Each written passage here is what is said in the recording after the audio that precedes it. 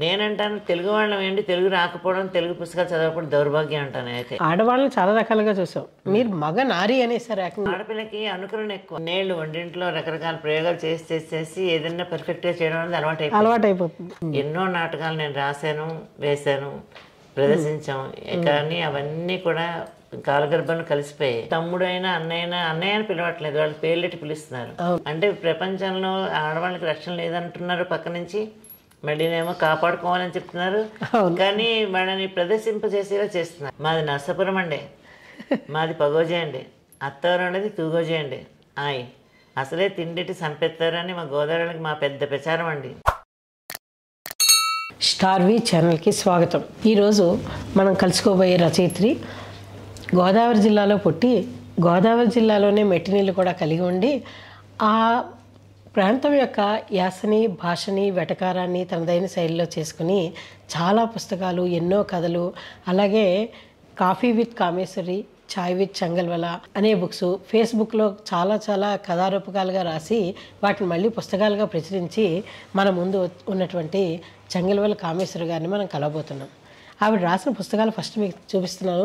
చెప్పుకుంటే కథలెన్నో, అట్లాగే గుండెల్లో గోదావరి, ఇవి కూడా కథలు. చాయ్ విత్ చెంగల్వల, కాఫీ విత్ కామేశ్వరి అన్నీ ఆవిడే.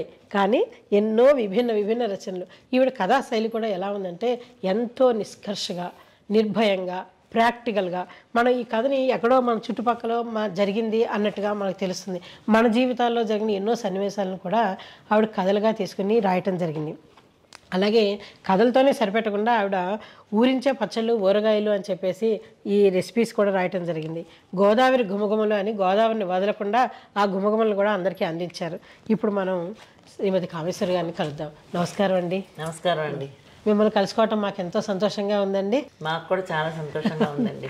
అలాగే మీరు ఎన్నో బుక్స్ రాశారని మనం అనుకున్నాము. అయితే నిజంగానే మీ బుక్స్ చాలా వెరైటీగా ఉన్నాయి, వాస్తవంగా కూడా ఉన్నాయి కథలన్నీ కూడా. అలాగే ఎంతో నిష్కర్షగా చెప్పారు, ఎటువంటి జంకు అలాంటివి ఏమీ లేకుండా మీరు చాలా బాగున్నాయి కథలు. అయితే వీటిల్లోంచి మనం మాట్లాడదాం. ఈ కథా సన్నివేశాలు అసలు ఇవన్నీ మీకు రాయటానికి ఆ క్షణం ఎందుకు అనిపించింది, ఎలా రాశారు అనే దాని మీద మనం మాట్లాడదాం. ఫస్ట్ నేను తీసుకుంటున్న ఇది కాఫీ విత్ కామేశ్వరి బుక్ని మీరు ఎలా దీన్ని చేశారు, సంకలనానికి ముందు జరిగిన ఏమిటి? మామూలుగా నేను ఇది ఫేస్బుక్లో నా మిత్రులందరితోటి ఏదన్నా ఒక విషయం పంచుకుంటూ ఉండాలి. పొద్దున్నే ఉదయం మనం కాఫీ తాగినప్పుడు ఎంత ఫ్రెష్గా ఉంటాం. ఆ మంచి అంటే ఉదయం వేళ చాలా ఆహ్లాదకరంగా ఉంటుంది మనకి. ఒక కాఫీ తాగినా ఆస్వాదిస్తాం. అలాగే కబుర్లు చెప్పుకుంటూ మన చిన్నప్పుడు మీ అందరు గుర్తే ఉండే ఉంటుంది. పెద్దవాళ్ళు, పిల్లలు అందరూ కూర్చుని పొద్దున కనీసం గంట సమావేశంలా ఉండేది. అక్కడ అన్నీ సరదాగా ముచ్చట్లు, కబుర్లు చెప్పుకుంటూ కాఫీలు తాగడం, పిల్లలు పాలు తాగడం అలా ఉండేది. అది చిన్నప్పటి నుంచి బలమైన ముద్ర పడింది నాలో. సో అలాంటి ఒక రకమైన ఆహ్లాదకరమైన కబుర్లు చెప్పుకుంటూ మనం కాఫీ తాగుతుంటే ఎలా ఉంటుంది, ఈ ఫీలింగ్ని నా ప్రేక్షకులకి, నా పాఠకులకి పంచుకోవాలని చెప్పేసి నేను జస్ట్ చిన్న రైటప్ని మొదలెట్టాను. ఆ రైటప్ కూడా నాకు ఒక ఇష్టమైన పాట ఏదన్నా సెలెక్ట్ చేసుకుని ఆ పాట కనెక్ట్ అయ్యేలాగా కొన్ని విషయాలని, అంటే సామాజికమైన అంశాలను కొన్ని తీసుకుని రాయడం జరిగింది. దానికి వచ్చిన పాపులారిటీని బట్టి నేను ఇంకా కొంచెం ఎక్కువ రాయడం మొదలెట్టాను. అంటే ఫస్ట్ మొదలెట్టినప్పుడు నాకు తెలియదు ఎంత పేరు తెచ్చుకుంటుందని. కానీ అది ఎప్పుడైతే చదివిన వాళ్ళందరూ కూడా అభినందించి మేము కాఫీ కప్పుల కోసం ఎదురు చూస్తున్నాము అని చెప్పినప్పుడు ఇంకా నేను రెగ్యులర్గా రాయడం మొదలెట్టాను. అలా కొన్ని నెలలు, ఒక 2-3 నెలలు వరుసగా రాశాను. ఆ తర్వాత కూడా అడిగిన వాళ్ళ కోసం, అంటే నేను రాయకపోతే ఎందుకు రాయలేదు అని అడగడం, నా కబుర్ల కోసం ఎదురు చూస్తానేసరికి చాలా ఉత్సాహంగా అనిపించేది. అలా కంటిన్యూ చేశారు. అయితే వీటిలో పాత పాటలన్నీ మీరు తీసుకున్నారు సందర్భోచితంగా. ఏ ఉదయానికి ఆ పాట సరిపోయి మీకు మైండ్లోకి వచ్చిన పాటను తీసుకుని ఉదహరిస్తూ రాశారు. అయితే ముందు ఇందులో పాటలన్నీ ఉంటాయి, తర్వాత మీ కబుర్లు ఉంటాయి. ఆ రోజుకి వాళ్ళకి ఏది చెప్పాలనిపిస్తే అది చెప్పారు. నిజంగానే కమ్మని కబుర్లు ఇవన్నీ కూడా. ఇలాగే మరి చాయ్ విత్ చెంగల్వల అని రెండోసారి చాయ్ అనేది పెట్టారు. అంటే ఏమైందంటే ఈ కాఫీ కబుర్లు అలా మూల ఉండిపోకూడదని చెప్పి చాలా మంది సూచించారు మిత్రులు. ఇది పుస్తకం కింద రావాలండి, చాలా బాగుంటాయి. ఇప్పుడు అన్నీ అప్పుడు ఒక్కొక్కటి చదువుకుంటూ ఉన్నాం. ఇదే పుస్తకంగా ఉంటే మాకు ఎప్పుడు కావాలంటే అప్పుడు చదువుకుంటాం కదా, మీరు బుక్ వేయించవచ్చు కదా అని చెప్పి. మా ఇంట్లో మా పిల్లలకు కూడా ఆ మాట చాలా నచ్చింది. ఇది నిజంగానే ఫేస్బుక్లో ఎక్కడో మరుగునడిపోతాయి ఇన్ని మంచి విషయాలన్నీ కూడాను, వీటన్నిటిని ఒక పుస్తకంగా వేస్తే బాగుంటుందని చెప్పి బుక్గా వేయించాం. ఆ బుక్ కూడా అసంఖ్యాకమైన ప్రజాదరణ బాగా వచ్చింది. అయితే ఇంకా అయిపోయింది కదా అని మానేశాను రాయడం. అయితే ఈ చదివే వాళ్ళందరూ మీరు ఎందుకు బుక్ వచ్చిందని మానేశారు, మీరు రాయొచ్చు కదా, మీ కబుర్లు లేక మాకు చిన్నపోయింది, మాకు పొద్దున కాఫీ రుచించట్లేదు అని చెప్పి తమాషాగా చెప్పడం మొదలెట్టారు. సరే చూద్దామని మళ్ళీ ఇంకో పుస్తకానికి అయ్యింది రాశాను. రాసేసి ఇంకా ఆపేస్తాను. ఎందుకంటే అలా చూసి చాలా మంది మొదలెట్టేశారు ఈ రకమైన కబుర్లు. చాలానే మనం రాసింది బాగానే రాసాం కదా అని ఆపేసాను. ఆపేసి అవి కూడా ఎందుకంటే ఒక మమకారం ఏర్పడిపోయింది. ఎందుకంటే ఏ పుస్తకానికి రానంత క్రేజ్ ఈ పుస్తకానికి వచ్చేసింది. దాంతో ఇది కూడా ఎప్పుడైనా భవిష్యత్తులో బుక్ వేయించాలనుకున్నా. ఈ కాఫీ విత్ కామేశ్వరి 2017లో వచ్చింది. ఈ 2024లో మళ్ళీ సేమ్ సిరీస్గా పెట్టకుండా పేరు మారిస్తే బాగుంటుంది కదా అని చెప్పి, అది కాక చాయ్ తాగే మిత్రులు కొంతమంది అన్నారు, మీరు కాఫీ లవర్ కాబట్టి కాఫీ కబుర్లు చెప్పారు, మరి మేము చాయ్ తాగుతామా, చాయ్ తాగే వాళ్ళ కోసం రాయరా మీరు అడిగారు. అడిగితే అది మాట గుర్తుంది నాకు మనసులో. అందుకని వెంటనే ఏం చేశానంటే ఈ కాఫీ కబుర్లు అన్నిటిని కూడా చాయ్ కబుర్లుగా మార్చేసి అప్పుడు ఈ బుక్ చాయ్ విత్ చెంగల మా సర్నేమ్, అది ఇంటి పేరు. ఈ బుక్స్ రెండిట్లో కూడా పాటలు జోడించి రాశారు. అసలు ఆ పాటలు ఎందుకు ఎన్నుకున్నారు? నేను మ్యూజిక్ లవర్ అండి. నేను ఎందుకంటే చిన్నప్పటి నుంచి కూడా నేను ఆ పాటలు వినడం బాగా అలవాటు ఉండేది. ఇంకా మేము మా వారు ఉద్యోగరీత్యా నార్త్ సైడ్ ఉండేవాళ్ళమేమో ఈ పాటలు పుస్తకాలే నా పంచప్రాణాలు అయిపోయాయి. అలాగా ప్రతి పాట కూడా నాకు నచ్చింది అంటే అది బైహార్డ్ అయిపోతుంది. అలా బాగా నచ్చిన పాటను ఇంకోటితో షేర్ చేసుకోవడం చాలా ఆనందం ఉంటుంది. అది ఉత్తినమైన పాటలు షేర్ చేస్తే ఎవరు వింటారు?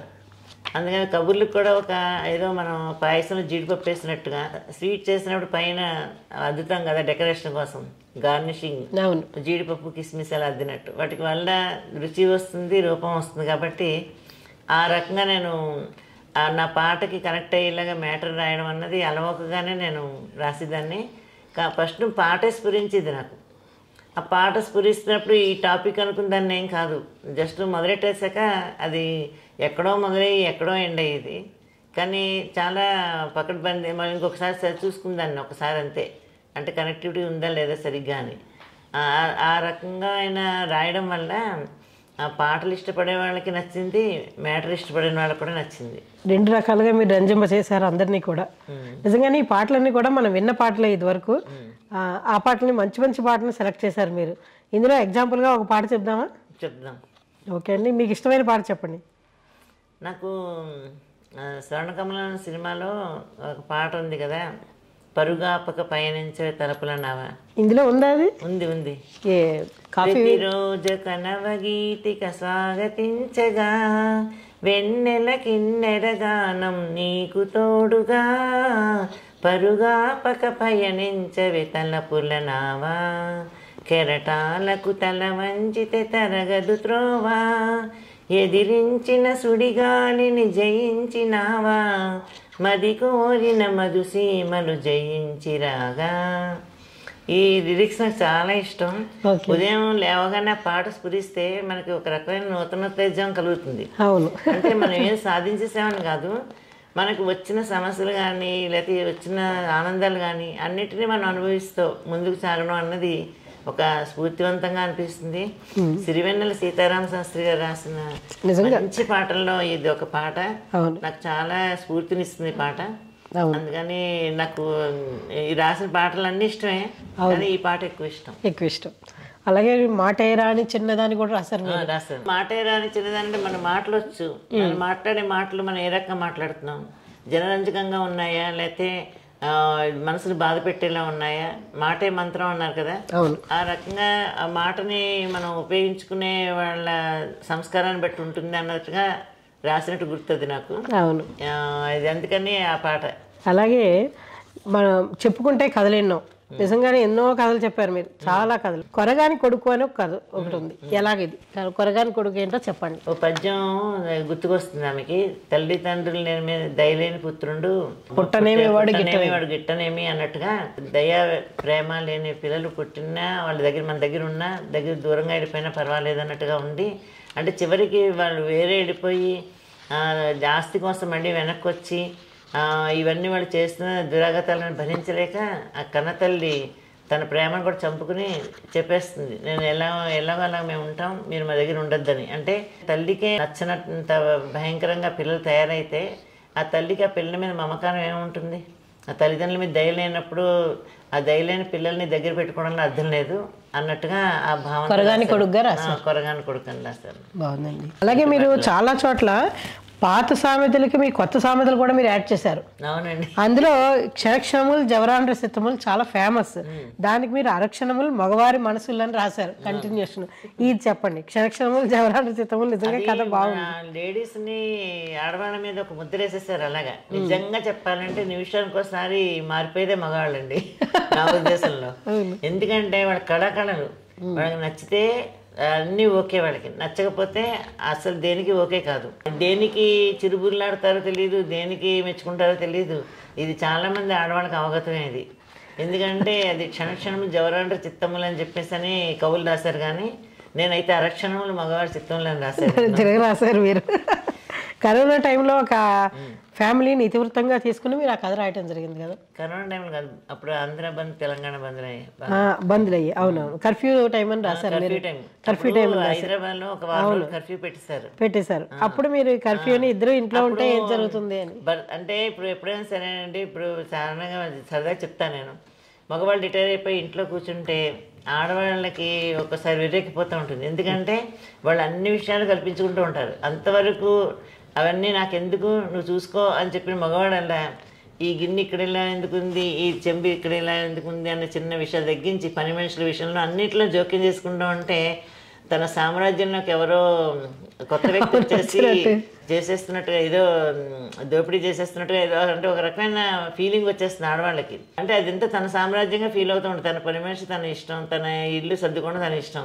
కానీ ఇలా ప్రతి వాటిల్లో మగవాళ్ళు వచ్చి ఇన్వాల్వ్ అయ్యి మాట్లాడుతుంటే అది అలవాట్లేక ఫస్ట్లో అసలు ఏవి పట్టించుకొని మగవాళ్ళు వాళ్ళ ఇంట్లో ఉంటే వాళ్ళకి అన్నింట్లో పట్టించుకుని అన్నీ మళ్ళీ వాళ్ళకి ఇష్టమైనట్టుగా జరగాలన్నట్టు శాసిస్తూ ఉంటే ఇంట్లో ఒక బాస్ కూర్చున్నట్టుగా ఉంటుంది తప్పితే మొగుడు కూర్చున్నట్టు ఉండదు. అందుకని అలా ఆ రకంగా ఉంటుందని ఆ కథలో నేను రాసి. ఎందుకంటే ఇది ప్రతి వాళ్ళకి అనుభవం అయ్యి ఉంటుంది. 6 రోజులు స్ట్రైక్ వచ్చి మగవాళ్ళు ఇంట్లో ఉంటే, ఇంట్లో ఉన్నప్పుడైనా వాళ్ళకి అన్నీ చేసి పెట్టాలని చెప్పి నాన్న తాపత్రయపడి అన్నీ చేసి పెడుతుంటే వాళ్ళు ఫ్రెండ్స్తో శుభ్రంగా పేకాడుకుంటాం, కార్డ్స్ ఆడుకుంటాం, మళ్ళీ ఫ్రెండ్స్ అందరికి కూడా పెట్టమని అడగడాలు, ఇంకా ఆడపిల్లలు వీళ్ళపిల్లలు అందరూ కలిసి గోలగోలు చేయడం, ఇవన్నీ ఎందుకురా దేవుడా ఎప్పుడు స్ట్రైక్ ఎత్తేస్తారా అని ఎంత ఫస్ట్లో సంతోషపడుతుంది. మొదట్లో పోనీ చాలా లేనిది ఇలా ఇంట్లో అందరం ఉండని చెప్పి సంతోషపడిన ఆవిడ కాస్త వీళ్ళు ఎప్పుడు వెళ్ళిపోతారా ఆఫీస్కి స్కూల్కి అని చెప్పేసి అని ఈ స్ట్రైక్ ఎప్పుడు ఎత్తేస్తారా అన్నంత విరక్తి వచ్చేస్తుంది అన్నమాట. ఆ పని ఎక్కువైపోయి ఇంట్లో వాళ్ళ సాధింపులు ఎక్కువైపోయి ఆదరించవలసింది పోయి ఎక్స్ట్రా ఇంకా అనుభవాలు కూడా ఉంటాయి, నాకు కూడా ఉన్నాయి. ఎందుకంటే స్ట్రైక్ అన్ని జరగడం అన్ని కూడా అంటే కొన్ని ఎలా ఉంటాయంటే మన అనుభవాలే కొన్ని మనం కథగా కూడా మనం చెప్తా ఉన్న దానికి ఈ కథ కూడా ఒక నిదర్శనం. కరెక్ట్. అలాగే మీరు దశమగ్రహం, ఇది చాలా కాలం క్రితం దశమగ్రహం అనే వర్డ్ ఇప్పుడు వింటాం, చాలా చాలా చాలా సంవత్సరాల తర్వాత వింటున్నాం మనం. ఈ దశమగ్రహం గురించి చెప్పండి. 9 గ్రహాలు అందరికీ తెలుసు కదా. జామాత దశమగ్రహ అని చెప్పేసి ఒక నానుడు వచ్చేసింది. అంటే ఇప్పుడు అల్లుళ్ళు అలా లేకపోవచ్చు, ఇప్పుడు లేరులేండి. పూర్వం అల్లుళ్ళు అలాగే ఉండేవారు. ఎందుకంటే ఇది పుట్టింటి తీసుకెళ్లాలన్నా వాళ్ళని ఏదో కలవారి కోడలు కలిగి కామాక్షి అన్నట్టు అందరిని అడిగాక భర్తను అడిగితే ఆయన పంపించేశాడు అనేంతవరకే చదువుకున్నాం. కానీ ప్రపంచంలో మంచి అల్లుళ్ళు లేరని చెప్పేసి అని అంటారు. అంటే ఇవన్నీ పెద్దవాళ్ళు చెప్పినవే, అనుభవం రీత్యా వాళ్ళు చెప్పారు. సో ఇది కూడా ఏంటంటే గ్రహాలని మనం సంతృప్తి చేయాలంటే శాంతులు చేయాలి. అలాగా జామాత దశమగ్రహం అంటే ఆయనకి ఇష్టమైనవన్నీ మనం కూడా చేయాలి. సో అది ఆ కథకి అందుకే కొంచెం దశమగ్రహం అని పెట్టారు. అందులో అల్లుడు అటువంటి వాడు కాబట్టి. అలాగే తల్లి ఆశ, తల్లి ఆశ ఏమిటి అసలు? తల్లి ఆశ అంటే మెయిన్ చిన్నప్పటి నుంచి తల్లే ప్రథమ గురువు అంటారు. ఆ గురువు అన్నప్పుడు అన్నీ నేర్పుతుంది. అన్నం తినడం ఎలా నేర్పుతుంది, బట్టలు ఎలా వేసుకోవాలో, స్కూల్కి ఎలా వెళ్ళాలో, ఎలా చదువుకోవాలని. అలాంటిది చదువు తగ్గిపోయి ఆ పిల్లలు అంటే ఒక రకమైన స్నేహాలతోటి బయట చదువు విలువ తెలుసుకోకుండా తిరుగుతూ ఉంటే తల్లి ఆవేదన పడుతుంది. ఎందుకంటే ఇది నా పిల్లలు ఎలా ఇప్పుడు ఇలా ఉన్నారు, పెరిగి పెద్ద ఇంకా ఎలా ఉంటారో అని భయపడుతూ ఉంటుంది. ఎంత ఆశపడుతుందో అంత భయపడుతుందండి తల్లి ఆశ అన్నది ఆ కథ సారాంశం అది. అవును. అలాగే ఆడవాళ్ళని చాలా రకాలుగా చూసాం. మీరు మగ నారి అనేసారు ఏకంగా. ఇది నిజంగా ఇప్పుడున్న సమాజంలో చాలామంది ఆడవాళ్ళు ఎదుర్కొనే సమస్య. చెప్పుకోరు, ఎందుకంటే ఇది ఇంట్లో జరిగే విషయం, ఇది బయటకు వెళ్తే పరువు నష్టం అని ఎక్కువ మాట్లాడరు. కానీ మీరు దాన్ని నిష్కర్షగా చెప్పి పడేశారు. తెలియని వాళ్ళు కూడా ఇది చూసి నేర్చుకోవచ్చేమో అన్నట్టుగా ఉంది మీ కథ. దీని గురించి మీరు చెప్పండి. సందర్భంలో మగవాడిలాగే ఆడది ప్రవర్తించాల్సి వస్తుందండి. అంటే ఎంత అబలగా ఉన్నా కూడా సబలగా నిలబడి ఇంటిని నిలబెట్టాల్సి వస్తుంది. మరి భర్త ఎక్కడెక్కడో అప్పులు చేసేసి ఇంట్లో కూర్చుని తను లేనని చెప్పమని, తను ఉండి కూడా లేనని చెప్పమని, ఏదో బోన్లోకి తనను తోసినట్టుగా ఉన్నప్పుడు ఏ స్త్రీ అని ఏం చేస్తుంది? తన భర్త ఇటువంటి వాడు ఇంట్లో ఉన్నాడు ఇలా చెప్పాడని చెప్పదు కదా. అందుకని ఏం చేస్తుందంటే కరెక్టే తీసుకున్నాడు, ఇచ్చే వరకు ఆగుతావా ఆగు, లేకపోతే నీ ఇష్టం అని చెప్పేసి అన్నట్టు తెగేసి చెప్పడం అన్నది సబలుగా ఆమె భర్తకి కోఆపరేట్ చేస్తుందని చెప్పాలి. ఎందుకంటే భర్త సమస్య అర్థం చేసుకుని భర్తను ఇబ్బందులు పెట్టకుండా అతను ఇబ్బందుల్లో ఉన్నప్పుడు అతని తరపు మాట కూడా తనే మాట్లాడి ఒక నిలిచింది కాబట్టి సత్యభామలాగా ఆవిడ కూడా మగనారి మాట. అంటే అవతల వాళ్ళకి ఈవిడ సమాధానం విని ఏం చెప్పాలో అర్థమవక వెళ్ళిపోయాడు. అంతే, ఇప్పుడే కావాలంటే మరి నువ్వే తీసుకెళ్ళిపో, ఉద్యోగం వేయించు, డబ్బులు నీది అప్పు తీరేగా పంపించు అని చెప్తే వాడు ఎక్కడ ఉద్యోగం వేస్తాడు, ఎక్కడ డబ్బులు తీసుకుంటాడు, ఎప్పుడు పంపిస్తాడు ఇంటికి. మీరు అలా కూడా రాయలేదు, మీరు ఆయన్ని తీసుకెళ్ళిపోయి మీ ఇంట్లో పని చేయించుకొని అప్పు తీరాక పంపించండి అని రాశారు. ఇందులో హాస్యం ఉంది, సేమ్ టైం కొసమెరుపు. అదే ఏదైనప్పటికీ పని చేయించుకుంటాడో ఉద్యోగం ఇస్తాడో ఏదైనా సరే నీ అప్పు తీరాలంటే ఇప్పుడైతే లేవు, ఇప్పుడే కావాలంటాం కదా, తీసుకుపోయింది అంతే కదా, తీసుకుపోండి ఆయనే చేసుకుంటారు. అదే అతను కూడా అన్నాడు, తల ఉంచుకుని వెళ్ళిపోయాడు. అంటే అబల అయినా కూడా సబలగా నిలబడి భర్తకి అటువంటి విపత్కర పరిస్థితిలో సహాయం చేసింది కాబట్టి ఆవిడ కూడా ఒక సత్యభామలాగా మగనారి ఆ పేరు అందువల్ల పెట్టారు. అందుకని మగనారి. అసలు ఇది ఎక్కడ వెళ్ళలేదు ఈ వర్డ్, మీరు ఇలా పెట్టారు. మనకి ఒక సామెత ఉంది, తల్లికి పిల్ల భారమా చెట్టుకి కాయ భారమా అని. ఈ రచయిత్రి తల్లికి పిల్ల భారమే అన్నారు. అసలు భారం ఎలాగండి భారం? భారం అంటే ఇప్పుడు మామూలుగా చక్కగా పిల్లలంటే ఇష్టం లేనిది ఎవరికండి? తల్లి ఒక పునర్జన్మ ఎత్తుతుంది ఒక పురుడితోటి. అంత కష్టపడి కన్న పిల్లలు తన కళ్ళ ముందు చక్కగా కోకోలాడు తిరిగే పక్షుల్లాగా, చక్కగా గంతులు వేసుకుంటే జింకల్లాగా అలా ఉంటే ఆ తల్లి తన పుట్టిన పిల్లల్ని చూసి చాలా పొంగిపోతూ ఉంటుంది. కానీ దురదృష్టవశాత్తు ఆ పిల్లలు కథలు లేకుండా, మెదలు లేకుండా, ఏమైనా స్పందన లేకుండా ఉన్నవాడు పుట్టారనుకోండి, ఆ తల్లి ఎన్నాళ్ళు పెంచగలదు, ఎన్నాళ్ళు సేవ చేయగలదు. ఆ తల్లికి అదొక బాధ్యత అయిపోతుంది తప్పితే ఆనందం ఉండదు అందులో. ఇంకొకటి విచారకరమైన విషయం ఏంటంటే అటువంటి పిల్లలు ఉంటే ఎవ్వరు కూడా సహాయం చేయరండి. నేను రియల్గా చూశాను.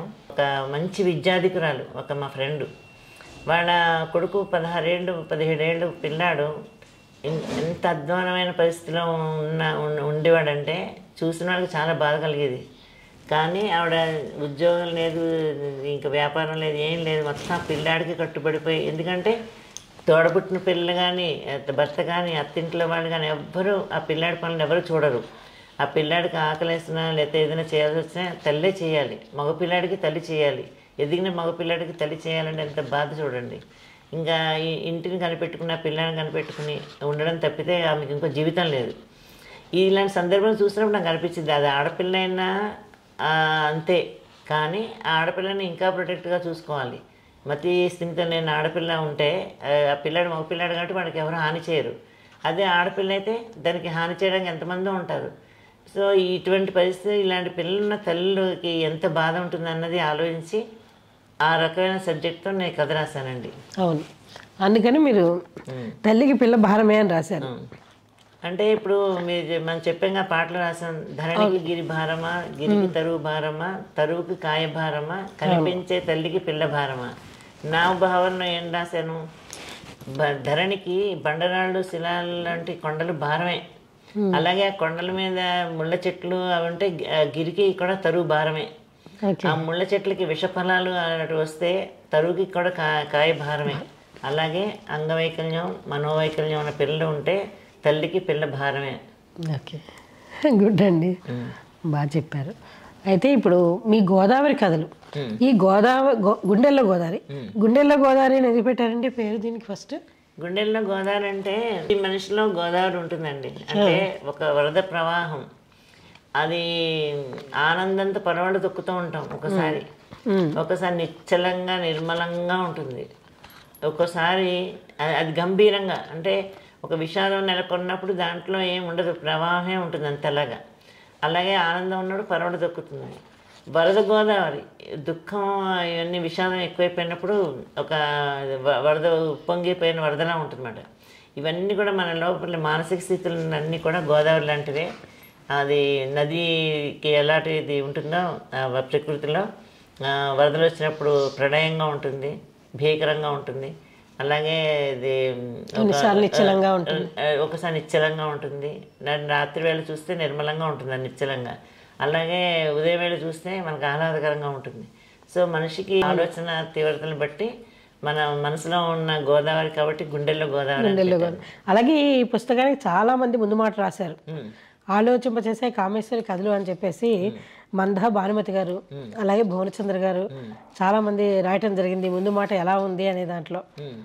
అంటే ఇతివృతం గోరంత సందేశం కొండంత సందేశం ఇచ్చారు ఈ కథల ద్వారా అని చెప్పేసి కూడా గొప్ప గొప్ప రచయితలు బిహారీ గారు రాశారు. ఈ చాలా అద్భుతంగా అనిపిస్తుంది నాకు కూడా ఈ పుస్తకం చదివిన తర్వాత. ఇందులో కథల గురించి కూడా మనం కొంచెం ప్రస్తావిద్దాం.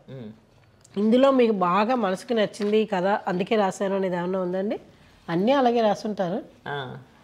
పోయిరా తల్లి పోయిరా అమ్మ అంటే దేని గురించి రాశారు? అది ఒక ఆడపిల్ల ఇప్పుడు సాధారణంగా ఇప్పుడు జనరేషన్ చాలా తెలుసుకోవాలండి, తల్లిదండ్రులు ముఖ్యంగా.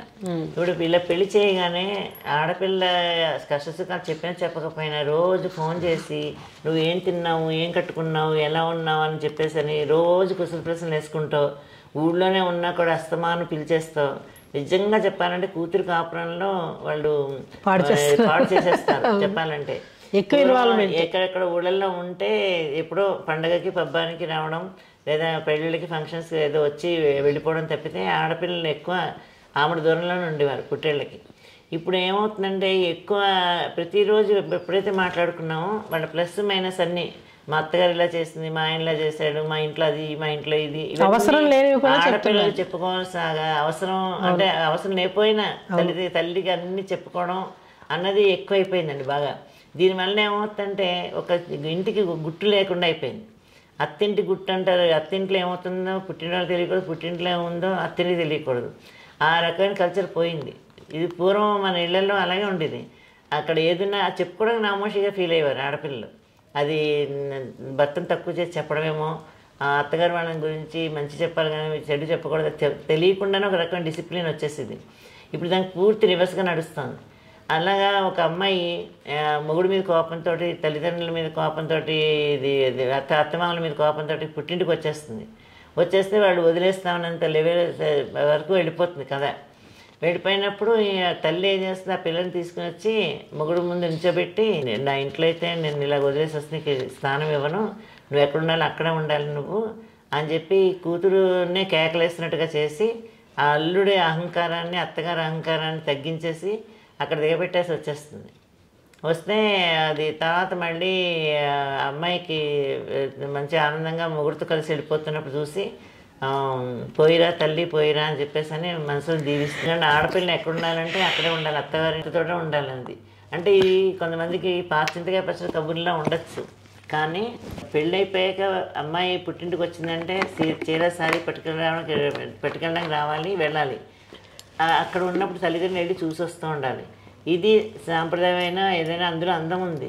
కానీ అమ్మాయి అంత కష్టపడి తల్లిదండ్రులు సంబంధాలు చూసి అన్ని రకాలు చూసి పెళ్ళిళ్ళు చేశాక ఇంకా నాకు నువ్వు లేకపోయినా పని నా తల్లిదండ్రులు ఉన్నారు అని చెప్పేసి అని తల్లిదండ్రులు ఇళ్ళల్లో ఉండిపోతున్నారు వచ్చి. అది తల్లిదండ్రులకి ఏ రకం ఆనందం ఇస్తుందో నాకు తెలియట్లేదు, కానీ పిల్లల బ్రతుకులు బాగుంటేనే తల్లిదండ్రులు ఆనందపడతారు. ప్రస్తుతం అటువంటి కల్చర్ లేదు, కానీ ఇది నేను రాసి కల్చర్ రాసి ఇంచుమించు 25 ఏళ్ళ పైన అయిందండి. కానీ అప్పుడు ఇప్పుడు ఎప్పుడు కూడా మన చాలామంది ఇదే సాంప్రదాయంలో ఉన్నారు మన వాళ్ళందరూ కూడా. ఇప్పుడు కొంతమంది పేరెంట్స్ వల్ల పిల్లల కాపురాలు కూలిపోతున్నాయి. అది నిజమే, ఇది మటుకు నేను నిర్ద్వందంగా చెప్తున్నాను. నిజమే, అది నిజమే, ఒప్పు తీరాల్సిన విషయం ఇది. ఇప్పుడు మీరు రుణానుబంధ రూపేణ అని రాశారు, దీని గురించి రాశారు? మనకి ఒకటి ఉంది కదండి, రుణానుబంధ రూపేణ పశుపత్ని సుతాలయ అని. అయితే మనకి నిజంగానే అది ఎంతవరకు గురించేమో తెలియదు, కానీ అసంకల్పితంగానే మన ఇంటికి కొన్ని జంతువులు వచ్చేస్తాయి. మనకి చిన్నప్పుడు నేర్చుకుందండి భూతదే ఉండాలి. అందుకని మూగ జీవుని వాటికి రక్షణ కలిగించడం, వాటికి ఫుడ్ పెట్టడం, అవన్నీ చిన్నప్పటి నుంచి కూడా మనకు అలవాటు అయిపోతుంది. ఆవుకి అరటిపండు తినిపిస్తాం, కుక్కకి ఏమైనా ఉంటే కొంచెం బిస్కెట్ పెడతాం, అలాగా అయిపోయి అది ఒక వయసు ఒక అభిరుచిని ఏర్పడినప్పుడు పెట్స్ అంటే కూడా ఇష్టం ఏర్పడుతుంది. అలాగా నాకు చాలా ఇష్టం పెట్స్ అంటే. మెయిన్ కుక్కలు అంటే ఇష్టం. మా ఇంట్లో అందరు డాగ్ లవర్స్ చాలా మంది ఉన్నారు. అలాగే నేను అంటే ఇది కూడా స్వానుభవమే. ఫస్ట్ లో మొదట్లో మా ఇంట్లో ఎవరికి ఇష్టం ఉండేది కాదు, ఈ కుక్కను పెంచుతుంది అని చెప్పేసి అన్నట్టుగాను. అయితే అది చాలా అందరితోటి ప్రేమగా ఉండడం చూసి వాళ్ళందరూ కూడా అదంటే ఇష్టం అయిపోయింది. అలా 14 ఏళ్ళు ఒక కుక్కని, ఒక 5 ఏళ్ళు ఒక కుక్కని, వాడికి పేర్లు పెట్టుకున్నాను అనుకోండి. కుక్కను కుక్క అనాలి కదా, వాళ్ళని వేరే వాళ్ళ ఇంట్లో మనుషులు పిలిచినట్టు పిలవకూడదు కదా. అయితే నేను ఒక డాక్టర్ గారు చెప్పారు నాకు, అమ్మ మీరు ఇంటి కాపలా కోసం అప్పుడు మా సొంత ఇల్లు లేదు, ఇంటి కాపలా కోసం కాకుండా, ఆస్తుల రక్షణ కోసం కాకుండా, ఇది మీరు ఒక కుక్కకే ఇంత సేవ చేస్తున్నారంటే, అంటే కుక్కకి జబ్బు చేసి డాక్టర్ దగ్గర తీసుకెళ్ళి ఆయన ఏమన్నా మందులు దానికి సిరంజిలోకి వేసి నోట్లో వేయడం, ఇవన్నీ చూసి ఇంత డబ్బు ఖర్చు పెట్టి ఇవన్నీ చేస్తున్నారు అంటే చాలా గ్రేట్ థింగ్ ఇది. మీరు కుక్కలతోటే అంటే జీవాలతోటి ఇంత మంచిగా ఉన్నవాళ్ళు మనుషులతో ఇంకా బాగా ఉంటారు అని చెప్పి కాంప్లిమెంట్ ఇచ్చాడు. అప్పుడు నాకు చాలా సంతోషం అయింది. ఎందుకంటే అందరు కుక్కలు ఎందుకు పెంచుతారు అంటారు, ఒక మానవత్వం అనుకుంటా అది కూడా. నేను అయితే ఊర కుక్కలు తెచ్చి మనం ఇంట్లో పెంచడం, కానీ బయట కుక్కలకి మేము వాటికి ఫుడ్ పెట్టడం, వాటికి దీంతో పాటు వాకింగ్ తీసుకెళ్ళేప్పుడు అవి కూడా వెంట రావడం. మా అమ్మాయి వెనకాలే ఆ కుక్క, దాని వెనకాల 5-6 కుక్కలు వాటికి పేరు పెట్టేది. అలా మా ఇంట్లో మా పిల్లలకి, నాకు, అందరికి, ఇంకా మా అందరికి ఇష్టం అయితే మా వారు కూడా భరించాల్సి వచ్చింది. మిమ్మల్ని భరించలేకపోతే మీ కుక్క ఎందుకు అని వారు చేస్తావు. మొత్తంగా అలా విరుద్ధంగా మాట్లాడినా తర్వాత దాని ప్రేమ కట్టుబడిపోయారు.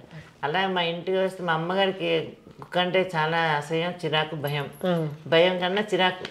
అలాంటిది ఒక టైంలో ఆవిడ కూడా దాన్ని చూసి ముచ్చటేసేది. కానీ అంటే ఆ రకంగా వచ్చేసి ఇంట్లో పరిసరాలు, ఇంట్లో మనుషులు కూడా మారిపోతారు చూడగా.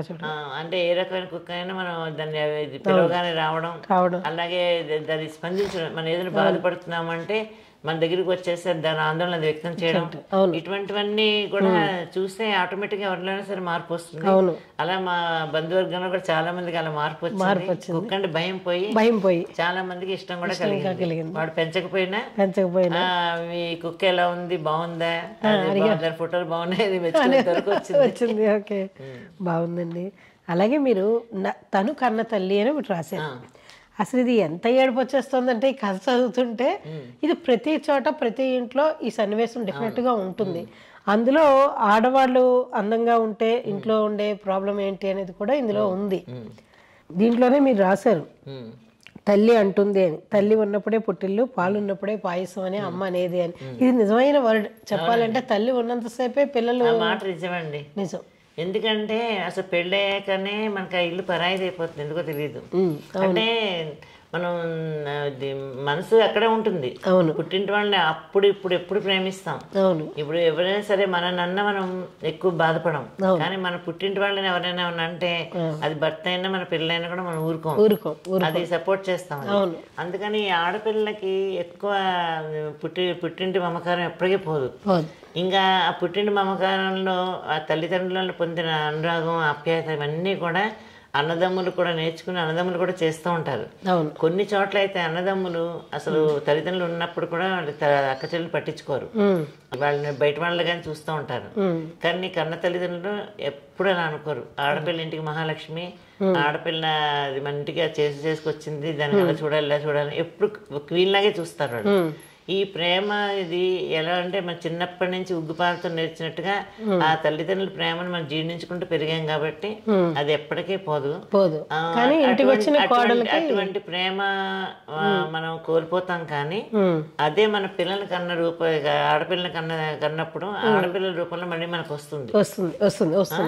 ఎందుకంటే ఆడపిల్లలకి ఇప్పుడు ఆడపిల్లలు ఎందుకు ప్రేమిస్తారు, తల్లిదండ్రుల ఆహారం ఏమైనా తెలుసు వాళ్ళకి, అమ్మకి ఏది ఇష్టం నాన్నకి ఏది ఇష్టం, అలాగే వాళ్ళు ఎలా చేస్తే ఇష్టం ఎలా చేయకపోతే ఇష్టం ఉండదు, ఇవన్నీ కూడా వాళ్ళు తెలుసు. కాబట్టి ఆ తల్లిదండ్రులని ఆడపిల్ల కొడుకు అంత సమానమైనప్పటికి కూడా ఆడపిల్ల దాంట్లో ప్రేమ ఉంటుంది, మగపిల్లల దాంట్లో బాధ్యత ఉంటుంది. సో ఇటువంటివి చూసినప్పుడు మరి మగపిల్లలు లేని వాళ్ళకి ఏం చేస్తారు, ఆడపిల్లలే మరి వాడే.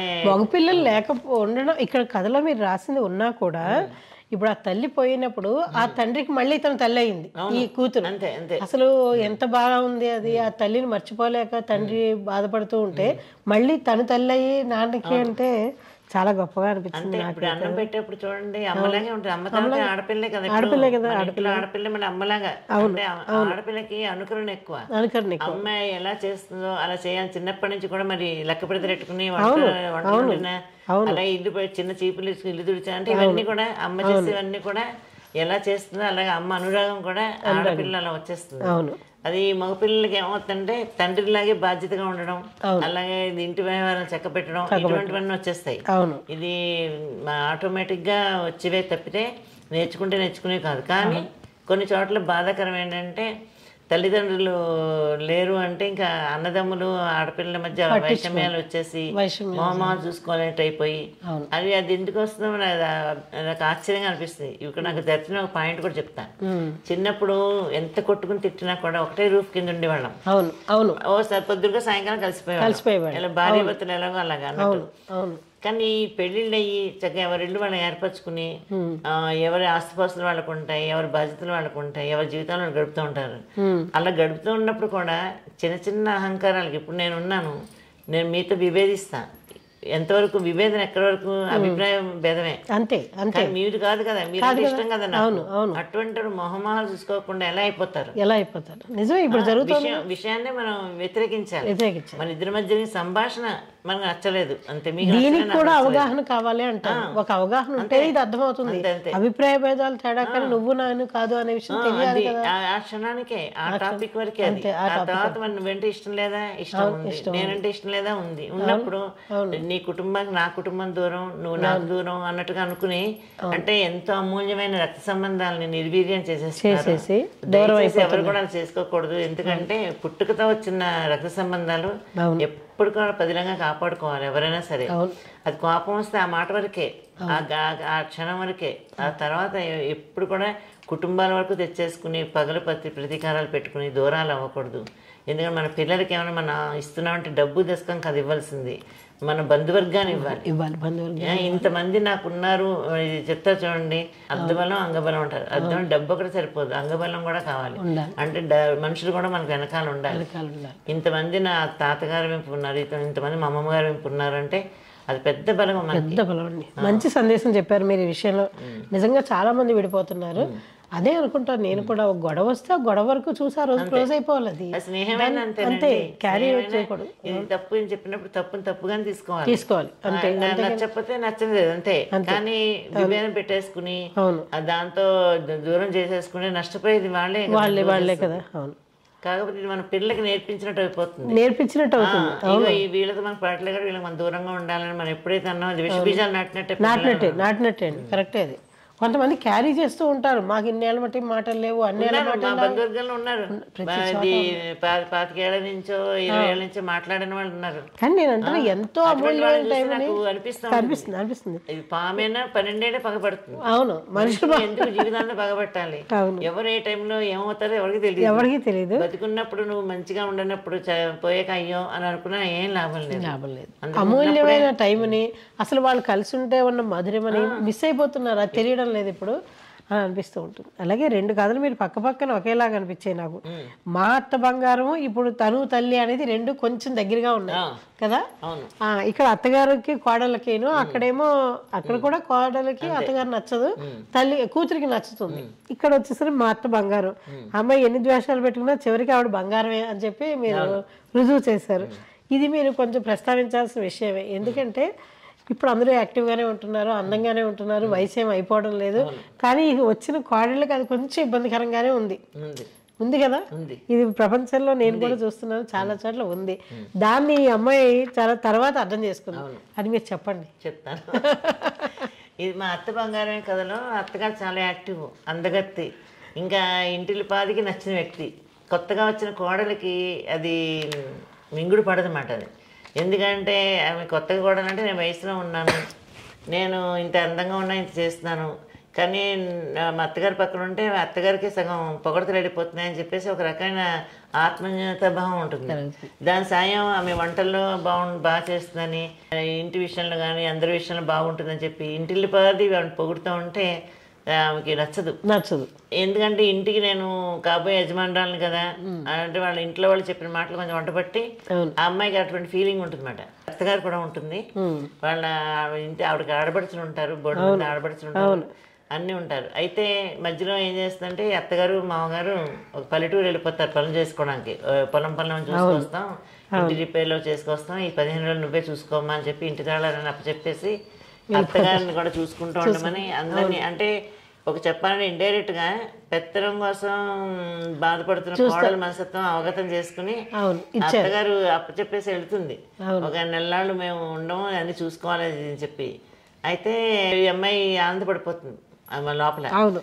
ఇంకా నేనే నాది రాజ్యం, ఇంకా నేనే చేస్తాను అన్నట్టుగా అనుకుని అన్ని చేస్తుంది. కానీ అన్ని చోట్ల అంటే అనుభవం లేక చాలా విషయాల్లో అమ్మాయి తెలిసి తెలియక చేయడంలో కొన్ని ఫెయిల్ అవ్వడం, అత్తగారు చేత కూడా చివాట్లు పడుతూ ఉండడం, ఇవన్నీ చూసాక ఈ అమ్మాయికి పిచ్చెక్కిపోతుంది. ఇదేంటి అసలు అది ఆవిడ ఉన్నప్పుడు అసలు పైకి ఒక మాట రాకుండా అయిపోయి ఇంటి పనులన్నీ ఇంటి విషయాలన్నీ కూడా ఇలా చిందరవందరంగా ఉన్నాయి అని చెప్పేసి అని, ఇంక చివరికి నీ వల్ల కాదులని చెప్పి భర్త కూడా అనడం, ఇటువంటివన్నీ చూసి ఇంకా అత్తగారి మీద ఒక రకమైన అక్కసు కిందే ఉంటుంది. అయితే అత్తగారు ఊరి నుంచి వచ్చిన మన్నాడే వాళ్ళ మామగారిది అబ్దీకం అవుతుంది.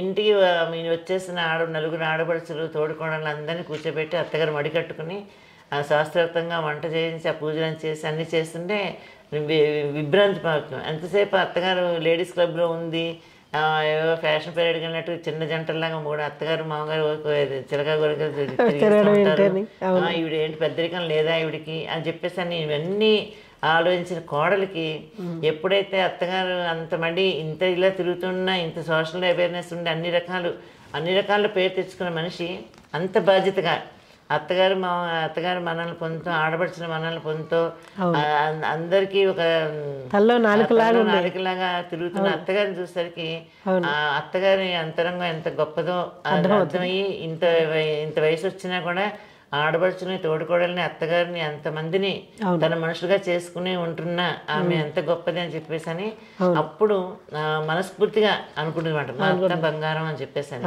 అంటే ఆడవాళ్ళకి హంగే కాదు, అందమే కాదు, కుటుంబ బాధ్యత కూడా ఉండాలి. అది ఎంత వయసు వచ్చినా ఉండాలి. అది ఎంతసేపు మనం పైన ఊరికే చెట్టపట్టలేసి తిరిగేసినందుకు కాదు జీవితం. ఆ జీవితంలో మన జీవితంలోకి వచ్చిన వాళ్ళందరినీ కూడా మనం వాళ్ళతో మంచిగా ఉండాలి అన్నది ఆ కోడలికి చెప్పకుండానే అర్థమైపోతుంది. నిజంగా అది చాలా కనువిప్పులాగా అనిపించింది. ఎందుకంటే ఇప్పుడు ప్రజెంట్ సిచ్యువేషన్ అదే జరుగుతుంది. బాధ్యతలు మోయడానికి ఎవరు రెడీగా లేరండి, బాధ్యతలు తీసుకోరు. అలానే ఆవిడ యాక్టివ్గా ఉంటే ఆ యాక్టివ్నెస్ భరించలేదు. ఇంకోటి కూడా మనం అబ్జర్వ్ చేస్తానండి, ఇప్పుడు ఇంట్లో ఇళ్ళలో అక్క తమ్ముళ్ళు ఉంటారు, అన్న చెల్లెళ్ళు ఉంటారు, అక్క చెల్లెళ్ళు ఉంటారు. ఈ అక్క చెల్లెలికి ఒక గ్లాస్ మంచినీటికి వెళ్ళివ్వదు, ఆ అన్నగారికి ఒక ఇంత ఏది వడ్డించి పెట్టదు. ఇటువంటివన్నీ లేవు అసలు. ఇప్పుడు లేవు టేబుల్ పెట్టేస్తే వాళ్ళు పెట్టుకు తినేస్తారు, ఎవరు కావాల్సిన తింటారు వాళ్ళు.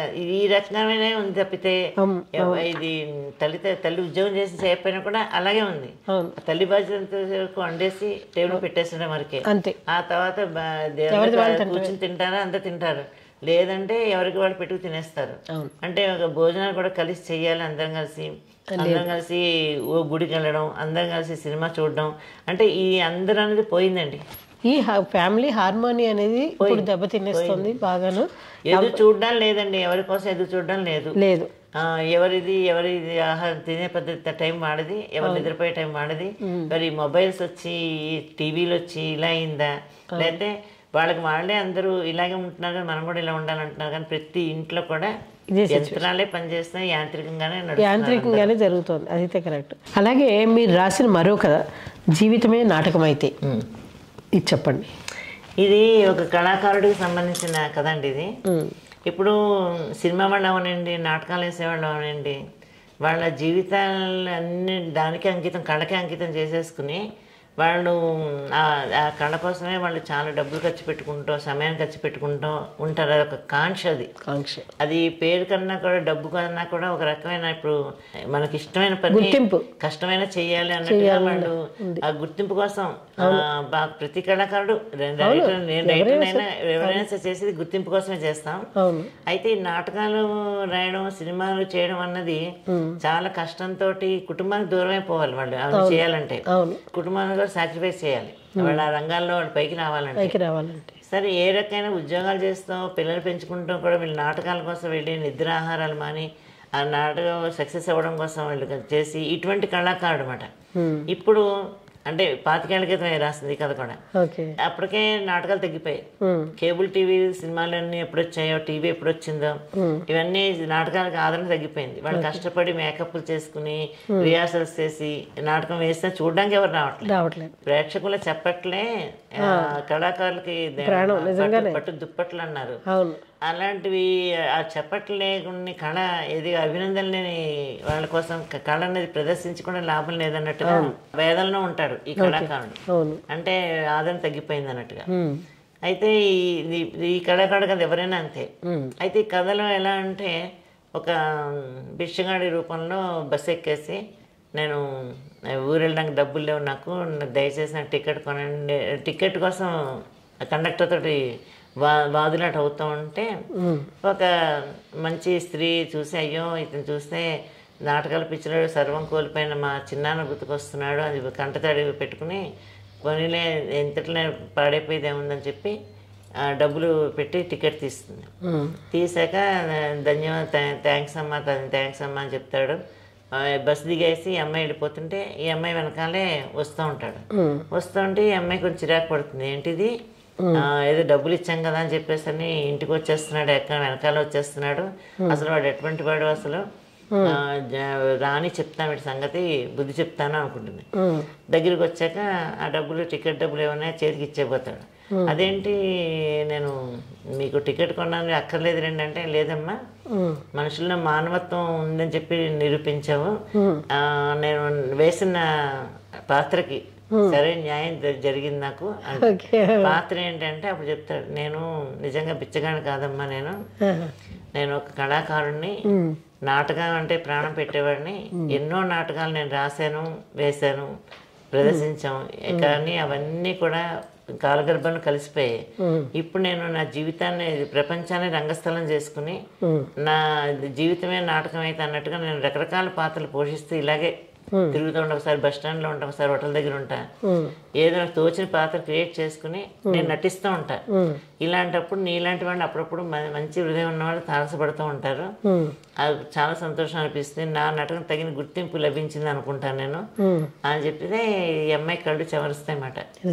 ఎంత తప్పుగా అనుకున్నాను నేను, నా జీవితమే నాటకం అయితే ఎలా ఉంటుంది అనేది ఇతను చూస్తే తెలుస్తుంది అనుకుంటున్నమాట.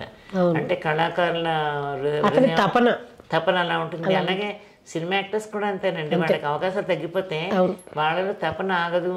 ఒక రకమైన ఎవరైనా రైటర్స్ కూడా అండి, ఇప్పుడు నేనే ఉన్నాను, కొన్నాళ్ళు నేను కూడా స్టోరీస్ రాయలే, ఒక వాక్యూమ్ వచ్చేసింది, అది స్తబ్దత వచ్చేసరికి భావాలు రాకపోతే పెన్ను పట్టుకోము. అది ఏ కళాకారుడికైనా ఏ కళలో అయినా సరే ఆ వాక్యం వస్తుంది, అది కొన్నాళ్ళు ఉంటుంది అలాగా, తర్వాత మళ్ళీ దాన్ని దాడతాం. కానీ అన్నీ అలా ఉండవు. నాటకం ఇప్పుడు రాయడం అనేది డబ్బు ఖర్చు పని కాదు కాబట్టి రాస్తాం. కానీ నిజంగా నాటకాలు వేసేవాళ్ళు, సినిమాలు నటించేవాళ్ళు, సినిమాలు తీసేవాళ్ళు, వీళ్ళందరూ కూడా డబ్బు ఉంటేనే పని అవుతుంది. డబ్బుతో పాటు మనుషులు కూడా కావాలి. ఈ రచనలు చేసుకోవడం, పాటలు పాడుకోవడం, అవును, ఇది మన వరకే పరిమితం. అవును, అది ఇంకొకరిని ఇబ్బంది పెట్టేది లేదు, ఇంకొకరిని మనం ఎక్స్పెక్ట్ చేసేది లేదు. లేదు. కానీ మిగతా కళల్లో అలా కాదు. ఇప్పుడు నాట్యం చేయాలన్నా, నాట్య ప్రదర్శన చేయాలన్నా కష్టమే, ఏదైనా తీయాలన్నా కూడా కష్టమే, అవును, ఇంకా నాటకాలు వేయాలన్నా కూడా కష్టమే. అవును. అందుకని ఇప్పుడు పెద్ద పెద్ద నాటక సంస్థలు, సురభి లాంటి నాటక సంస్థలు అవి కూడా ఇప్పుడు కూడా కళాదరణగా నోచుకోవట్లేదు. ఎక్కడో అలాంటి కొంతమంది ఈ కళల పట్ల అభిరుచి ఉన్న వాళ్ళు అటువంటి ఒక రకం బెంగ వచ్చేస్తుంది వాళ్ళకి. వాళ్ళు చేయాల్సిన పని, చేయగలిగిన పని మనం కూడా చూడండి. ఇప్పుడు నువ్వు ఇంత పరిణితి వచ్చాక మనకు తెలిసిన విషయాలు 10 మంది చెప్పాలని తాపత్రపడుతూ పడతాం కదా. ఇది ఇంతటితో లేకపోతే ఇంతటితో ఆగిపోతున్నామో అని భయపడుతూ ఉంటారు కళాకారులు. అవును, ఆ కళ అంతరించిపోకూడదు అన్న తపన ఉంటుంది వాళ్ళకి, కళాకారులకి ఉంటుంది. అది వాళ్ళ జీవితమే నాటకం అయితే. అలాగే యువతరం మారాలి అని మీరు చాలా గట్టిగా చెప్పారు ఇప్పుడున్న యూత్ అందరికీ కూడా. కాబట్టి దాన్ని మీరు ఒకసారి వాళ్ళ పుస్తకం చదువుతారో లేదో వాళ్ళకి చేరాలి కాబట్టి మిమ్మల్ని అడుగుతున్నాను. మీరు యువతరం మారాలి అనే దాంట్లో ఏం చెప్పారు? యువతరం నేను మారాలి అంటే ఎప్పుడు మారాలండి వాడు. ఎందుకంటే ఫస్ట్ వాడు భాష మార్చుకోవాలి. ఎవరిని గౌరవించాలో ఎవరిని గౌరవించకూడదో వాళ్ళు తెలుసుకోవట్లేదు. నేను కాఫీ కామేశ్వర్లో కూడా రాశాను ఒకటి. ఇప్పుడు భర్త తనకన్నా పెద్దవాడు 5 ఏళ్ళు 4 ఏళ్ళు చిన్నవాడు, ఈ నువ్వు అని పిలుచుకోవడం అలవాటైపోయిందండి. భర్తని మన్నించడం పోయి అంటే ఇట్లా అని పేరెట్టి పిలవడాలు అంటే ఇవన్నీ చూడడానికి ఏదో వాళ్ళు ఎక్కువ ప్రేమించేసుకుంటున్నారేమో, అందుకే ఆ ప్రేమను పిలిచేసుకుంటున్నారేమో అంటే అది చూడడానికి చాలా ఎబ్బెట్టుగా ఉంటుంది. ఇప్పుడు తమ్ముడు అయినా అన్నయ్య అని పిలవట్లేదు, వాళ్ళు పేర్లెట్టి పిలుస్తున్నారు. ఇంకా అలాగే పెద్దవాళ్ళు ఏం చెప్తే వాళ్ళు ఎదురుండానే కళ్ళు ఇంత పెద్ద పెద్ద చేసి మాట్లాడడం అంటే వాళ్ళ ఎక్స్ప్రెషన్స్ అంటే ఇంత కూడా వాళ్ళు దాచుకోవట్లేదు. అదే నేను ఇలా నాకన్నా పెద్దవాళ్ళని నేను ఇలా అంటున్నాను, వాళ్ళు ఎదిరించి మాట్లాడడంలో గొప్ప అనుకుంటున్నారు. అది అత్తగారమని అమ్మవని. ఇప్పుడు వాళ్ళు ఏంటి, మేము డబ్బు సంపాదిస్తాం కాబట్టి మా మాట అందరూ వినాలి, మేము చెప్పిందే కరెక్ట్.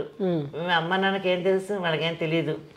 మొగుడు దాన్ని చూసి అసూయపడతాడు అంటే ఈ రకమైన యాటిట్యూడ్ ఉంటుంది తప్పితే వాళ్ళకి ఖచ్చితంగా వీళ్ళు మన తండ్రి మన వయసులో పెద్దవాడు, తల్లి మన పెంచి పెంచేసింది, భర్త మనకన్నా వయసులో అన్నిట్లో పెద్దవాడు, వాళ్ళు కొంచెం గౌరవించాలి. అంటే వాళ్ళ కాళ్ళ కింద చెప్పులా ఏమి ఉండక్కర్లేదు, రెస్పెక్ట్ ఇవ్వాలి. అదే మనకన్నా పెద్దవాళ్ళ పట్ల అభిమానం, గౌరవం ఉండాలి, చిన్నవాడి పట్ల వాత్సల్యం ఉండాలి. అది కదా మానవత్వం అంటే.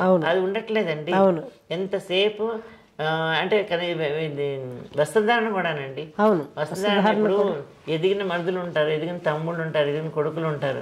వాళ్ళు ఎదురుగుండా వాళ్ళు అంటే ఇప్పుడు పెద్ద వయసు వాళ్ళకి చీరలు అడ్డుపడతాయని పడిపోతారని వాడు కూడా నైట్లు వేసుకుంటారు ఇవాళ. కానీ వయసులో ఉన్న వాళ్ళు టైట్ డ్రెస్సులు వేసేసుకుని అలాగే అన్నదమ్ములు ఎదురుగుండా, తల్లిదండ్రులు ఎదురుగుండా, అలాగే అత్తగారి ఇంట్లో మరుదులు ఎదురుగుండా, మామగారు ఎదురుగుండా అంటే ఒక ఎబ్బెట్టుగా ఉంటుందేమో అని ఇలా ఉంటే అని కూడా ఆలోచించుకోవట్లేదు వాళ్ళు. అంటే ఒక రకమైన చెప్పాలంటే అది తల్లిదండ్రుల తప్పో మరి వాడ తప్పు తెలియదు, వాడికే తెలియాలి. అదే మమ్మల్ని ఇది వాళ్ళకే తెలియాలి. ఎందుకంటే తల్లిదండ్రులు కొంతవరకు తల్లిదండ్రులు కూడా చెప్తారు చెప్పడం, కానీ అత్తగారి ఇంట్లో ఉన్నప్పుడు ఎదురు మరుదులు ఉంటారు, వాళ్ళు ఎదురుండా వదిన గారు అంటే ఎక్కువ ఏజ్ తేడా ఉండదు, కానీ ఏదో ఒక కొలీగో ఫ్రెండ్ లాగానో ఇంకెవరిలాగా ఇంట్లో తిరుగుతూ ఉంటే అది పద్ధతిగా ఉండదు కదండి. అది అంటే చూసేవాళ్ళ కళ్ళని బట్టి ఉంటుంది అంటారు చాలా మంది. అది తప్పది. వాడు ఎవరైనా చూడండి, ఎలాగైనా చూడండి, మనం చూస్తే గౌరవప్రద వదిన గారు అంటే వదిన గారిలాగా ఉండాలి, అక్క చెల్లి అంటే అక్క చెల్లిలాగా ఉండాలి. అంతేగాని ఉంటాయి మనం విడిగా ఉన్నప్పుడు, నీ ఇంట్లో ఉన్నప్పుడు నువ్వు ఏదైనా వేసుకో ఒక్కళ్ళు ఉన్నప్పుడు, కానీ బయటకు వచ్చినప్పుడు నలుగురిలో ఉన్నప్పుడు నువ్వు మామగారు ఎదురుగా మాట్లాడుతావు అంటే మామగారు వాడు తలదించుకుంటారు, చూడలేక కోడల్ని చూడలేక. మరుదులు కూడా అంత ఇబ్బంది పడుతూ ఉంటారు. ఇది ఏంటంటే ఆడవాళ్ళకే తెలియాలి, ఒకళ్ళు అంటారని కాదు, ఖచ్చితంగా. అలాగే టైట్ డ్రెస్ వేసేసి ఇంటికి వచ్చే పోయే వాళ్ళందరూ కూడా అంటే ప్రపంచంలో ఆడవాళ్ళకి రక్షణ లేదంటున్నారు పక్క నుంచి, మళ్ళీనేమో కాపాడుకోవాలని చెప్తున్నారు, కానీ వాళ్ళని ప్రదర్శింపజేసేలా చేస్తున్నారు. అందుకని వస్త్రధారణ విషయంలో ఖచ్చితంగా కొంచెం లూజుగా ఉన్న బట్టలు వేసుకోవడం, నైటీలు అవన్నీ ధరించి, అది కేవలం నైటీ అంటే నైట్ వేసుకునేది బెడ్రూమ్ లో వేసుకునేది, అంతవరకు పాటించుకోవచ్చు. విడి కాపురాలు అయితే పర్లేదు, ఇళ్లలో ఎలా ఉన్నా ఎవరు పట్టించుకోరు.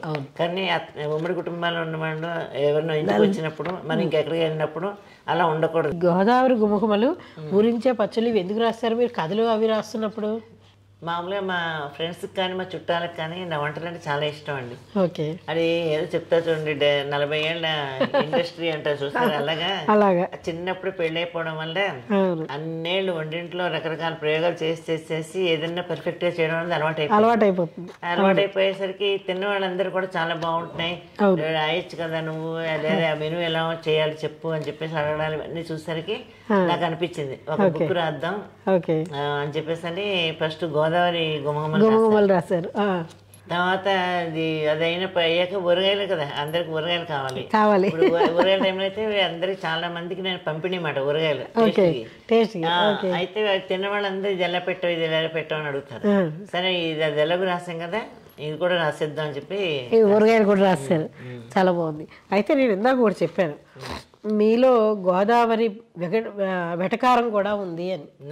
ఎందుకంటే అది ఫేమస్ అక్కడ, అది ఫేమస్. అలాగే మీరు ఇక్కడ రాశారు గోదావరి గుమగుమల్లో మేము ఇది మీరు చదివితేనే బాగుంటుంది, మీరే చదవండి. ఇది గోదావరి గుమగుమలకి నేను వెనకాల రైటప్ రాశారు. అవును. మేము గోదావరి వాళ్ళమండి. పచ్చని కొబ్బరి చెట్లు, మామిడి తోటలు, అరటి తోటలు, నడుమున పారే కాలువలు, గోదావరి గలగలలు వినిపించే ఉభయ గోదావరి జిల్లాలు మావేనండి. మాది నర్సాపురం అండి, మాది పగోజే అండి, అత్తవరం అనేది తూగోజే అండి.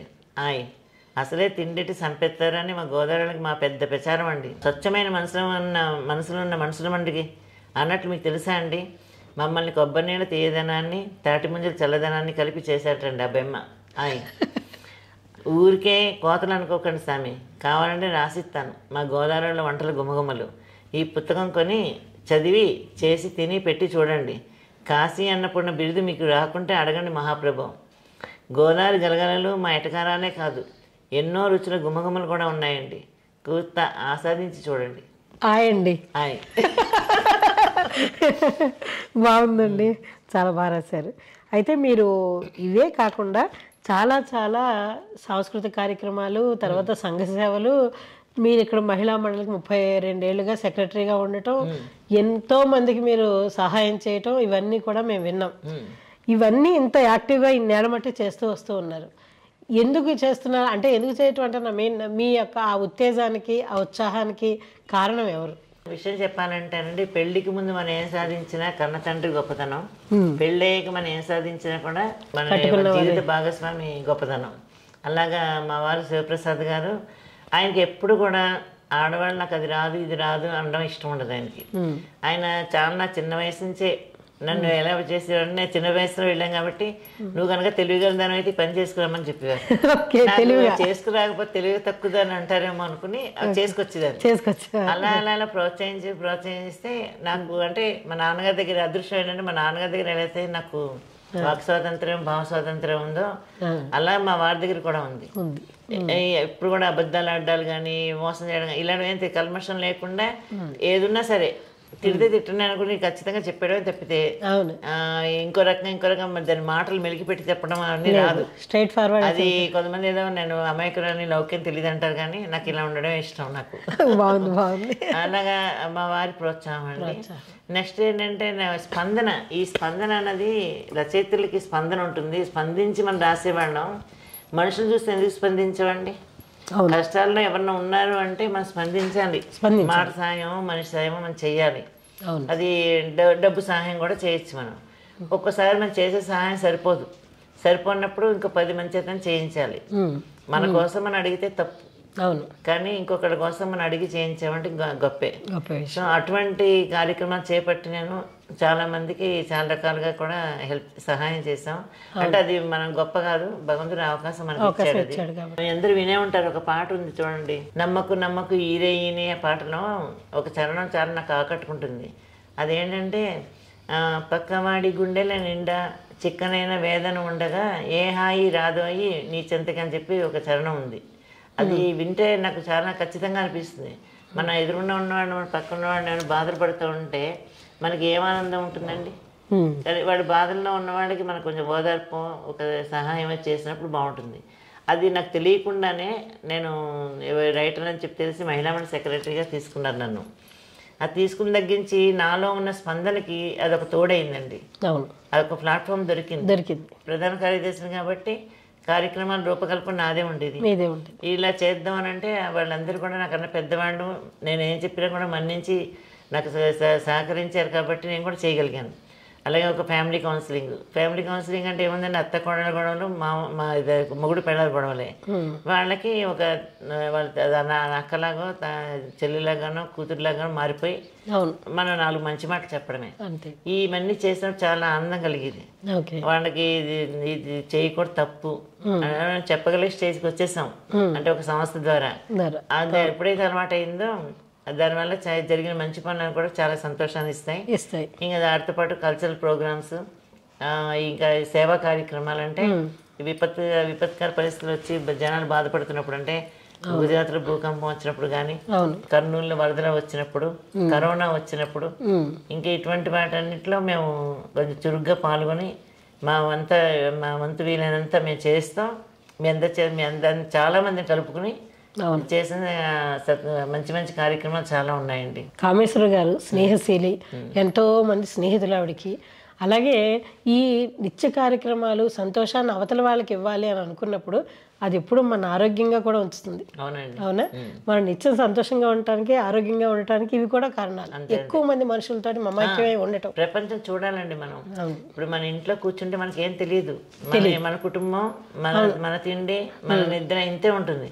ఎప్పుడైతే మనం బయట ప్రపంచాన్ని చూస్తామో మంచి చెడు రెండూ తెలుస్తాయి. ఎలా ఉండకూడదో తెలుస్తుంది, ఎలా ఉండాలో తెలుస్తుంది.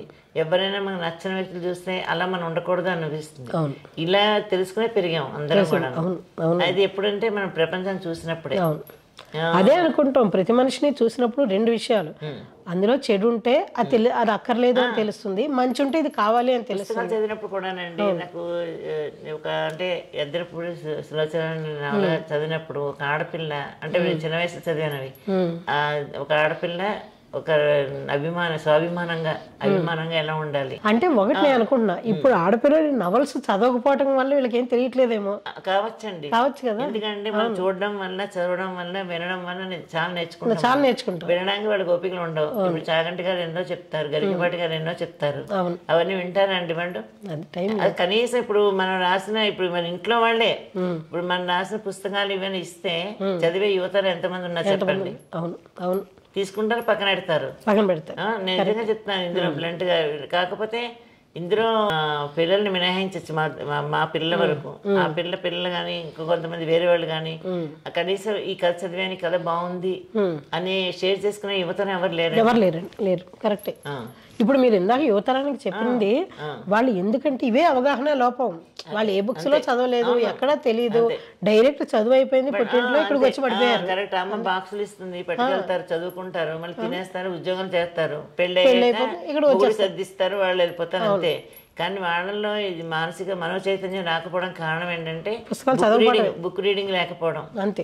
తర్వాత నలుగురిలోకి వెళ్ళి ఇది కార్యక్రమాలు అంటే ఒక సంస్థ ద్వారా, ఇప్పుడు ప్రత్యేకించి ఏ మనిషి కాబట్టి చేయక్కర్లేదు, ఒక సంస్థ ద్వారా కూడా మనం చేయొచ్చు. అలా సంస్థలతో పరిచయాలు ఉండవు. కొంతమంది ఉద్యోగ రీత్యా అయితే పగలెప్పుడో రాత్రి ఎప్పుడో కూడా తెలియదు. పగలేమో నిద్రలో ఉంటారు, రాత్రి డ్యూటీలో ఉంటారు. అందుకని అటువంటి వాతావరణంలో ఉంటున్న వాళ్ళకి ఇవన్నీ రాదు. కానీ బుక్ రీడింగ్ అంటే ఇంగ్లీష్ పుస్తకాలు చదువుతూ ఉంటారు. నేనంటాను తెలుగు వాళ్ళం ఏంటి తెలుగు రాకపోవడం, తెలుగు పుస్తకాలు చదవకపోవడం దౌర్భాగ్యం అంటాను అయితే. ఎందుకంటే నీకు తెలుగు తెలిస్తే నీకు అమ్మ ఏంటో తెలుస్తుంది, నాన్న ఏంటో తెలుస్తాడు. నీకు ఇది ఇంగ్లీష్ చదివితే నీకు ఫిక్షన్లోనూ అవే తప్పితే ఇంకేం తెలుస్తాయి. తెలుగు పుస్తకాలు చదవాలి, అవి చదవాలి. కానీ అదే అంటాను, ఇప్పుడు ఇంతమంది యువతరం ఉన్నారండి, పుస్తకాలు ఇప్పుడు అన్ని పుస్తకాలు వచ్చాయి, అందులో యువతరంగా ఎంతమంది తీసుకున్నారు పుస్తకాలు. నేను చూస్తాను, ఎవరైనా ఈ కథ బాగుంది, కథ చదివాను, చాలా బాగా రాసావు అని అంటారేమో చూస్తాను. అసలు వాళ్ళు మనం బుక్ ఇచ్చామో చదివా అడగడం ఇష్టం ఉండదు, ఇంకా టైం లేదు. కానీ ఇవ్వడం ఇస్తాం.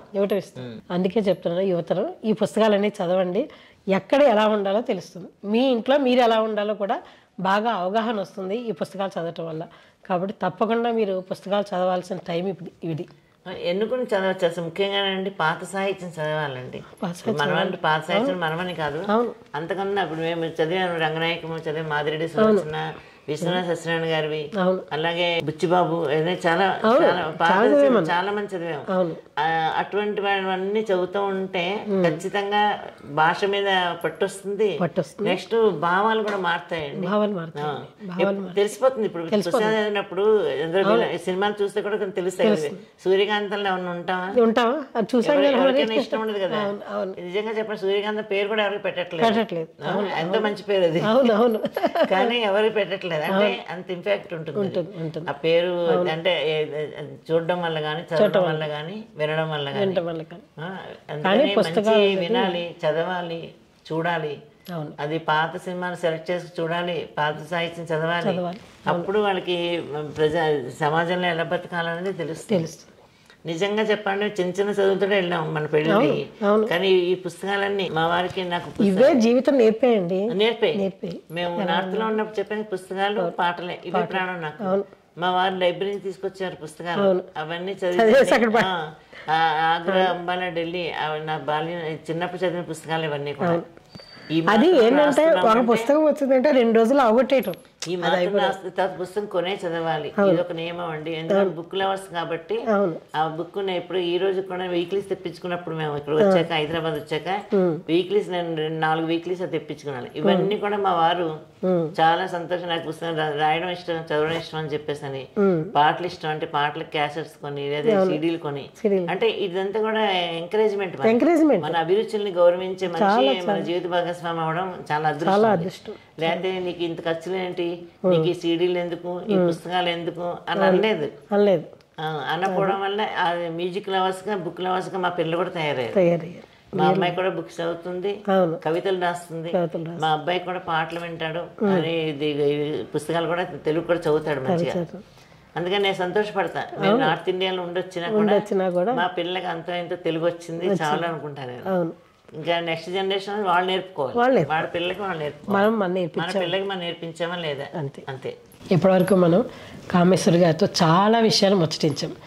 సమాజానికి, నేటి తరానికి ఉపయోగపడే ఎన్నో విషయాలు ఇవి చెప్పారు. అలాగే నేటి యువతరం పుస్తకాలు ఎందుకు చదవాలి అనేది కూడా వివరించడం జరిగింది. ఇది జరగటం వల్ల వారి సంసారాల్లో చాలా మార్పులు వచ్చి బెటర్ వే వైపు వాళ్ళు వెళ్ళటం జరుగుతుంది. ఇంకా బాగుంటారు, ఇప్పుడు బాగున్నారు, ఇంకా బాగుంటారు. ఈ పుస్తకాలన్నీ కూడా మీకు ఏ పుస్తకాలు పాతవి, ఏ రచయితవి దొరికి చేసి చదివినా కూడా మీ సంసారానికి అవి ఉపయోగపడతాయి అని చెప్పి రచయిత్రి గారు చెప్పడం జరిగింది. చాలా చాలా సంతోషం అండి, మీరు మాకు ఇంటర్వ్యూ ఇచ్చి యువతరానికి ఉపయోగపడే ఎన్నో విషయాలు మాకు తెలియజేశారు. కృతజ్ఞతలు మీకు. నేను కూడా మీ అందరికీ ధన్యవాదాలు తెలియజేస్తున్నాను. మీకు స్టార్ వి ఛానల్ వాళ్ళకి నేను మీ అందరికీ ధన్యవాదాలు తెలియజేసుకుంటున్నాను, నాకు ఈ అవకాశం ఇచ్చినందుకు. చూశారు కదా, స్టార్ వి ఛానల్ వాళ్ళు ఇలాంటి చక్కటి ఇంటర్వ్యూలు తీసుకుంటున్నారు. ఎందుకంటే రచయితలనే కాదు, కళాకారులనే కాదు, అందరినీ కూడా వాళ్ళు చక్కగా ప్రోత్సహిస్తూ ఇటువంటి ఇంటర్వ్యూలు తీసుకున్నప్పుడు, ఇలాంటివి మీరు విన్నప్పుడు, చూసినప్పుడు మీ అందరికీ చాలా ఉపయోగకరంగా ఉంటాయి. మీ అందరు కూడా సబ్స్క్రైబ్ చేసుకుని ఈ ఛానల్ని ఆదరించాలని చెప్పి నేను కోరుకుంటున్నాను.